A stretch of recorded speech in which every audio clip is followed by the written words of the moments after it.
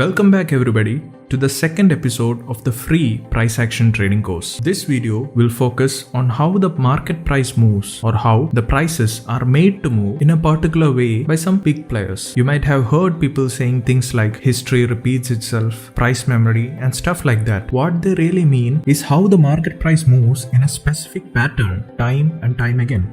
Now the question is, why does the price of a stock go up or down? There can be different answers to this particular question. Like it could be the news or government passing some bill, a new monetary policy by the RBI, some legal issues, etc. But at the center of it all, the one thing that makes the market movements are the earnings of a company. Even if a piece of very bad news related to a particular stock has come out, but it has no direct impact on the earnings of the company, then there might be a temporary noise in the stock for a short period, but eventually the stock will recover. But on the other hand, stocks like Vodafone Idea, Yes Bank, etc. are victims of the news that directly affects the earnings of the stock and thus resulting in their crash. In the stock market, there are mainly two players in general. Number one are the retailers and number two are the institutions. 90% or more of all the trading in the markets is done by institutions, which means that the market is simply a collection of institutions. The institutions includes mutual fund houses, banks, brokerage houses, insurance companies, pension funds, hedge funds, etc. These companies account for most of the trade volume and they mostly trade on the fundamentals of the stock. But now they are eventually shifting to the algorithmic side of trading. What I mean to say is that the trading done by these institutions controls the direction of the market on daily and weekly charts. And a lot of the big intraday moves or swings are also controlled by the big institutions. It is not very surprising to know that almost all these institutions are profitable over time. So the institutions are generally considered to be the smart money, meaning they are smart enough to make a living by trading and they trade a very large volume every day. No trade can take place without one institution willing to take one side of the trade and the other willing to take the other side. The small volume trades made by the retailers can only take place if an institution is willing to take the same trade. Let me explain this. If you want to buy at a certain price, the market will not get to that price unless one or more institutions also want to buy at that price.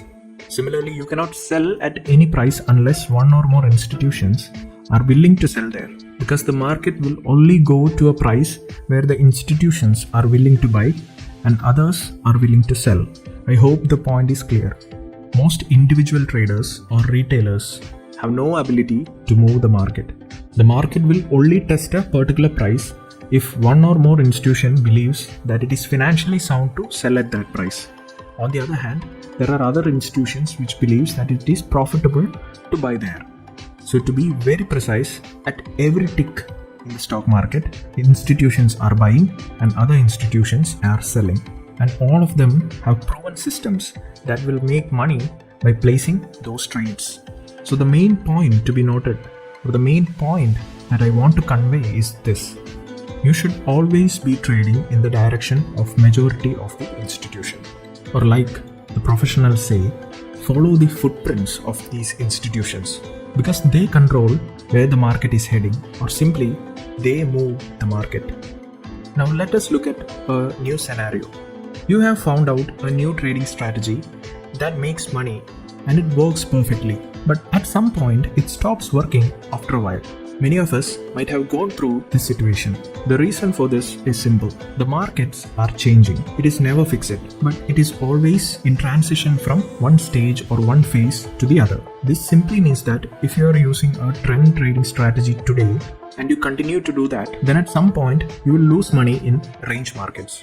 And similarly, if you are using a range trading strategy and continue using it for a while, at some point you will end up losing the money in the trending markets. The thing to understand is that the profitability of trading system moves in cycles. There are periods during which the trend following systems are highly successful and profitable. Then the market shifts from the trending to range price action. That is when all the trend trading systems becomes unprofitable and the inexperienced traders start making losses.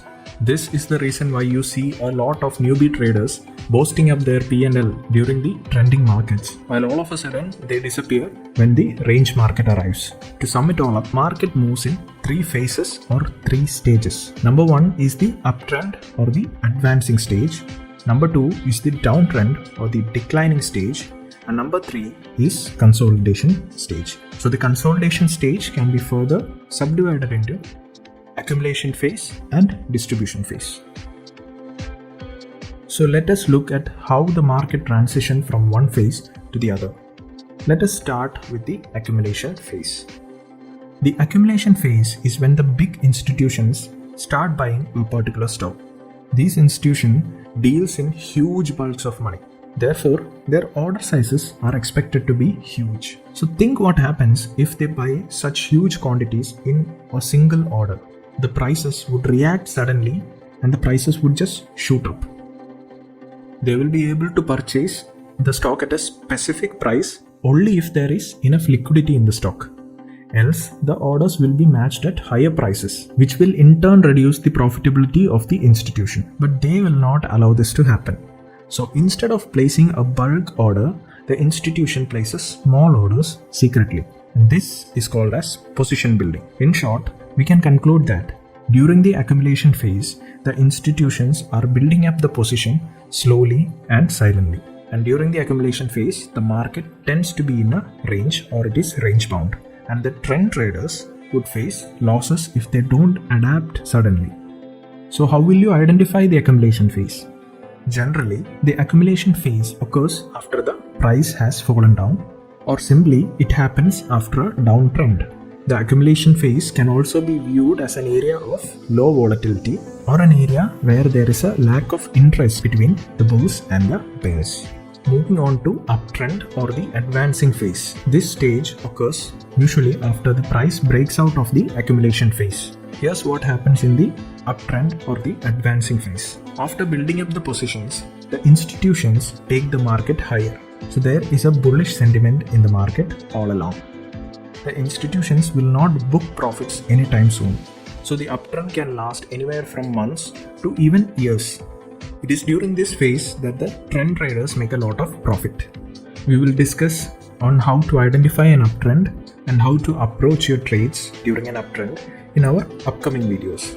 But now let's move on to the third phase, which is the distribution phase. The distribution usually occurs after the prices have risen to a good extent, and the distribution phase looks similar to an accumulation phase where the market remains in a range. Here's what happens in the distribution phase. The institutions begins to distribute or sell or square off their positions after they have made a good chunk of profit on their initial investments.